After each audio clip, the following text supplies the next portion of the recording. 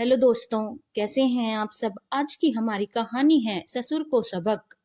शांति जी काफी समय से गौर कर रही थी कि राकेश जी अपनी बहू पलक के ऊपर कुछ ज्यादा ही शक्ति लगाने की कोशिश कर रहे थे, जो कि उन्हें बिल्कुल पसंद नहीं आ रहा था।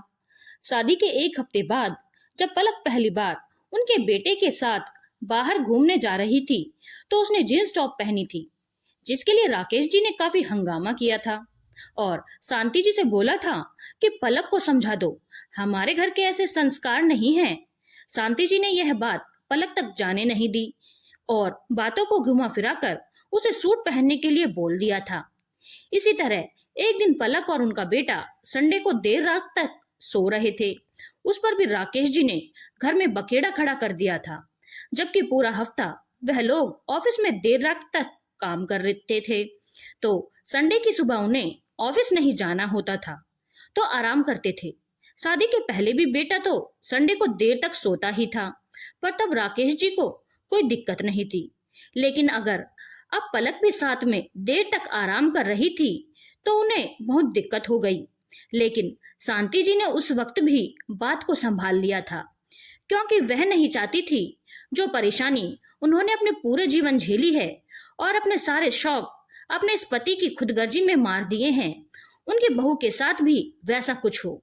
इसीलिए शांति जी ने अब सोच लिया था कि अब वह राकेश जी को उनकी सारी बातों का जवाब देकर हमेशा के लिए चुप करवा देंगी। इसी तरह एक दिन राकेश जी ने बोला, तुम्हें कुछ होश भी है या तुम सिर्फ घर के कामों के लिए ही बनी हो? कहाँ ध्यान रहता है तुम्हारा? सास बन चुकी हो, लेकिन अकल ढेले भर की नहीं है। तुम्हारी बहू बाहर क्या गुल खिला रही है, तुम्हें कुछ पता भी है? राकेश जी शांति जी पर चिल्लाते हुए बोले, जो उस समय कमरे में राकेश जी के लिए चाय लेकर आई थी। चाय टेबल पर रखते हुए वो हैरानी से बोली, क्या हुआ जी, इतना गुस्सा क्यों कर रहे हो? क्या कर दिया पलक ने? अरे वो अपनी सहेली की शादी में गई है, तो क्या नाचने के लिए गई है, इसलिए इजाजत दी थी उसे वहां जाने की कि वह वहां जाकर इतने लोगों के सामने नाचकर हमारी नाक कटवा सके?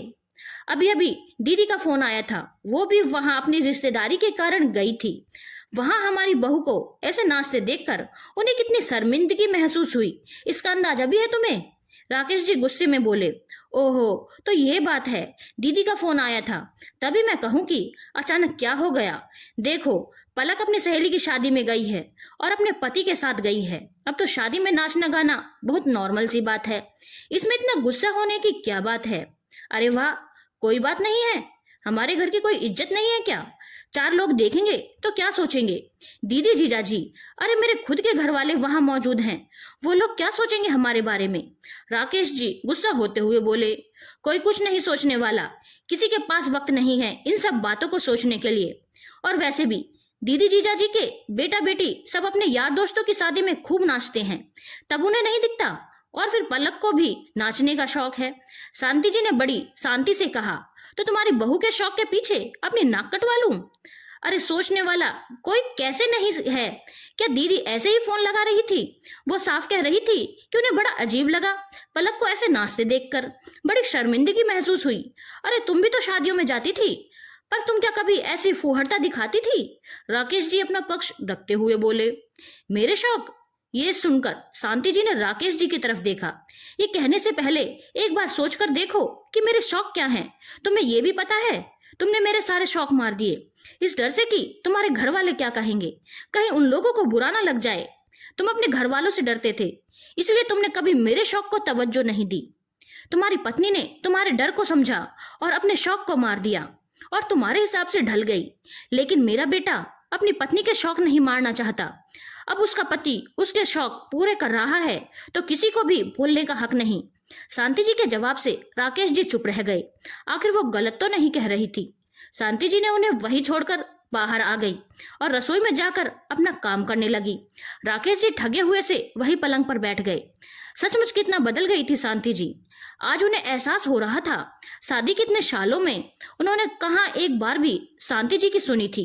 शायद यही कारण था कि शांति जी अब जरूरी काम के अलावा दिल की बात कभी भी नहीं बोलती थी, या यूं कहें कि अब बिल्कुल चुप हो गई थी, मशीन की तरह बस घर के कामों में लगी रहती थी। जब शादी होकर शांति जी इस घर में आई थी तो कितनी अल्लड़ सी और खुश मिजाज थी, काम में भी बड़ी स्फूर्ति थी। बहुत जल्दी फटाफट सारे काम निपटाती थी। ज्यादा ऊंचे ख्वाब भी नहीं थे उनके, छोटी छोटी चीजों में ही खुश हो जाती थी। बस दो ही शौक थे उनके, और वो भी बहुत बड़े नहीं थे, बहुत छोटे छोटे से थे। एक तो गाना गुनगुनाने का, और दूसरा चाट पकौड़ी की दुकान पर खड़े होकर गोलगप्पे खाना। शादी के कुछ दिनों बाद वो अपने कमरे में अपनी अलमारी जमा रही थी। दोपहर का वक्त था, इसलिए सासू माँ और ससुराल आई हुई नंदों ने अपने कमरे में आराम कर रही थी। अलमारी जमाते हुए शांति जी भजन गुनगुना रही थी। उसी समय ननद पानी लेने बाहर आई और शांति जी को गुनगुनाते देखकर बिगड़ गई। हमारे घर में गवैयों के लिए कोई जगह नहीं है, भले घर की बहुओं के ये लक्षण नहीं होते। ये सुनकर शांति जी ने कहा, पर जीजी मैं तो भजन गुनगुना रही हूँ, भगवान का नाम लेने में आखिर क्या समस्या है? उसके लिए भी एक वक्त निश्चित होता है, हर समय भजन नहीं गुनगुनाया जाता। और मुझसे जबान लड़ाने की जरूरत नहीं है, अपनी जबान को अपनी लगाम लगा कर रखो, कहकर ननद ने दुत्कार दिया। उसके बाद शांति जी चुप हो गई। शाम को जब राकेश जी घर पर आए तो दोनों माँ बेटी ने काफी गुस्सा किया और राकेश जी को साफ साफ कह दिया, समझा लेना अपनी पत्नी को, हमारे सामने जबान चलाने की जरूरत नहीं है, बिना गाना गाए काम नहीं होता है क्या उससे? तब राकेश जी ने शांति जी को ही समझा दिया कि घर में किसी को भी गाना गुनगुनाना पसंद नहीं है, इसीलिए आइंदा वो इस तरह की हरकतें ना करें। ऐसे ही एक बार शांति जी और अब राकेश जी अपनी सासू माँ के साथ किसी रिश्तेदारी में शादी में गई थी। वहां गोलगप्पे भी थे। ये देखकर उनका मन भी मचल गया। वो भी गोलगप्पे खाने के लिए वहां जाकर खड़ी हो गई। मुश्किल से 2 गोलगप्पे ही खाए होंगे। सासू माँ गुस्सा हो गई और वहीं पर जोर से बोली, बहू घर चलो। इतना तेज बोलते ही सब लोग हैरानी से उनकी तरफ देखने लगे, जबकि शांति जी अपना पल्ला सही करते हुए फटाफट सासू माँ के पीछे दोना फेंक कर आ गई। घर आकर सासू माँ ने अच्छा खासा हंगामा कर दिया, बहू तुझमें जरा सी भी शर्म नहीं है? कैसे बेशर्मों की तरह वहां मुंह फाड़कर गोलगप्पे खा रही थी? थोड़ा हमारी इज्जत का भी ख्याल कर लिया होता। गोलगप्पे पर तो ऐसे टूटी जैसे हमारे घर में तो खाने को ही नहीं मिलता है। हमारे घर की बहुएं ये दोना पकड़कर बाहर खड़ी नहीं होती।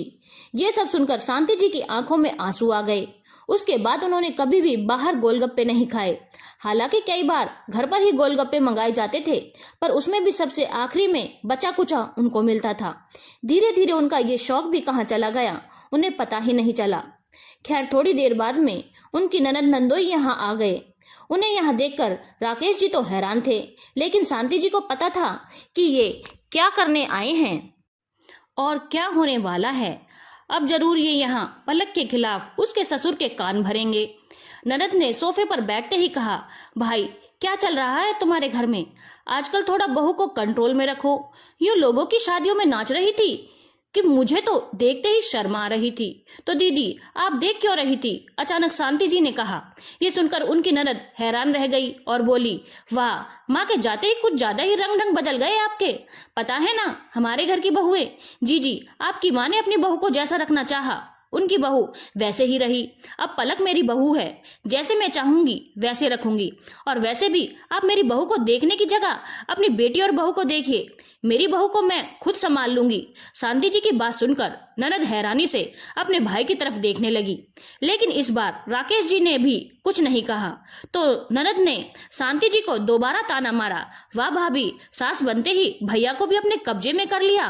तो शांति जी ने भी पलटकर जवाब दिया, हाँ तो ननद रानी पूरी जिंदगी तो आपने और मम्मी जी ने मेरे पति को अपने कब्जे में रखा, क्योंकि मेरे पति को कभी अपनी पत्नी की कद्र ही नहीं थी। लेकिन मेरे बेटे को अपनी पत्नी की पूरी कद्र है। और अच्छा हुआ कि यह बात आपने मेरे सामने बोली है। अगर आपने अपने भतीजे के सामने बोलती ना तो शायद वह रिश्तों की मर्यादा भूलकर आपको अच्छे से सुना देता। मैं तो तब भी एक दायरे में आपसे बात कर रही हूँ। ननद ने आगे बोला, अरे भाभी अगर यह रोक टोक ना की जाए ना तो बहुएं सिर पर चढ़कर नाचती हैं, फिर तुम्हारा ही बुढ़ापा खराब होगा। हमारी माँ ने तुम्हें रोक टोक करके रखा तो कम से कम बुढ़ापे तक तुमने उनकी सेवा तो की। शांति जी ने बोला, वह मेरे संस्कार थे, मेरी परवरिश थी, वरना अगर मैं उनकी सेवा नहीं करना चाहती तो किसी का दम नहीं था मुझसे उनकी सेवा करवा लेता। लेकिन मैं ऐसी ही हूँ क्योंकि मेरी परवरिश मेरी माँ ने ऐसी ही की है। लेकिन जी अपने बुढ़ापे में अपनी सास की कितनी सेवा की है यह भी हम सब जानते हैं। तो आपको अपनी बहू पर लगाम लगाने की जरूरत है, वरना बुढ़ापे में कहीं आपका भी बुरा हाल ना हो जाए जैसे आपकी सास का आपने किया था। आइंदा मेरे बहू की चिंता आप मत कीजिएगा, बल्कि अपने बेटे बहू की कीजिएगा, फायदे में रहेंगी। शांति जी को तो उसने हमेशा रोका, लेकिन आज उनकी बहू को रोकने की बात हो रही थी तो अपनी बहू के लिए वो खुद खड़ी हो गई। ननद और नंदोई उठकर जाने लगे।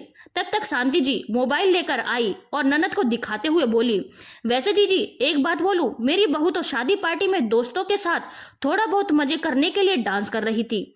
आपकी बहू यह कौन सा डांस कर रही है, मुझे तो कुछ समझ में नहीं आ रहा, कहकर शांति जी ने इंस्टाग्राम में उनके बहू की लगाई हुई एक रील अपनी ननद को दिखा दी, जिसमें वह शॉर्ट्स पहनकर ड्रिंक करते हुए डिस्को में थिरक रही थी। रील देखते ही ननद का चेहरा सफेद पड़ गया और शांति जी ने पूरे आत्मविश्वास के साथ बोला, दूसरों को संभालने से पहले अपना घर संभालो जीजी। मेरा तो कुछ नहीं बिगड़ेगा, लेकिन पता नहीं क्यों मुझे ऐसा लग रहा है तुम्हारे बुरे दिन बहुत जल्दी शुरू होने वाले हैं, तो उसकी चिंता कर लो। आइंदा जब भी यहाँ आना बस प्यार मोहब्बत से मिलने के लिए आना, मेरे बेटे बहू के लिए हमारे दिल में आग लगाने मत आना। इसे मेरी विनती समझ लो या मेरा आदेश, मेरे घर में वही होगा जो मैं चाहूंगी और मेरी बहू की चिंता मैं खुद कर लूंगी।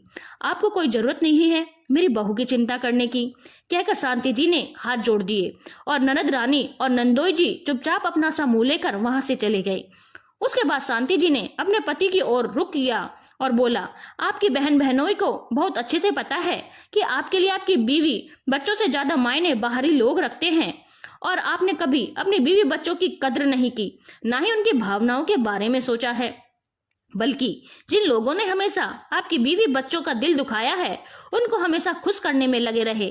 पर आगे से आप अगर ऐसा कुछ करेंगे तो फिर मेरे बेटे बहू थोड़ी भी देर नहीं लगाएंगे आपसे दूर होने में। मेरी पूरी जिंदगी खराब करके रखी है आपने, लेकिन अब अपने बेटे बहू की जिंदगी मैं आपकी दखल अंदाजी में खराब नहीं होने दूंगी, कहकर शांति जी ने वह रील राकेश जी के सामने प्ले करके रख दी और कमरे में चली गई, जिसे देखकर राकेश जी हैरान हो गए। राकेश जी को शांति जी से ऐसे जवाब की बिल्कुल भी उम्मीद नहीं थी। अब उन्होंने चुप रहने में ही अपनी भलाई समझी थी। धन्यवाद दोस्तों। अगर आपको कहानी अच्छी लगी हो तो चैनल को लाइक, शेयर और सब्सक्राइब करना ना भूलें।